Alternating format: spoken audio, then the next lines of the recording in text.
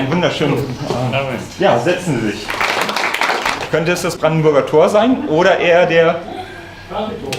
der Fernsehturm? Genau richtig, perfekt. Ein Ingenieurskunstwerk sozusagen, was hier vor uns steht. Und ich gehe jetzt einfach mal so ein ganz bisschen, einfach mal, dass Sie so einen kleinen Überblick bekommen.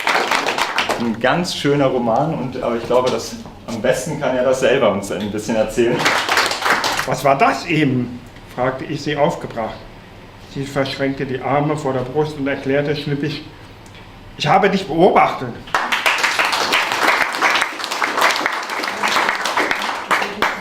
Erdbebengleichen Applaus, den ehrlichen Betrüger Mariljan, kommen Sie zu mir auf die Bühne. Genau. Nee, wissen Sie, bei mir ist so, ich bin sowieso ständig abgebrannt. Ständig. Spendenquittung.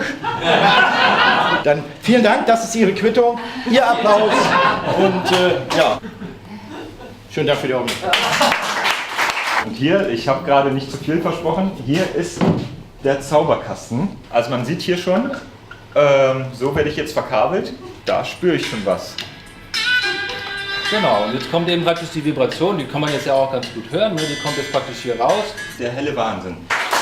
Also genießen Sie den heutigen Abend und ich denke mal mit dem Stichwort wird das Essen kredenzt von unserer Service.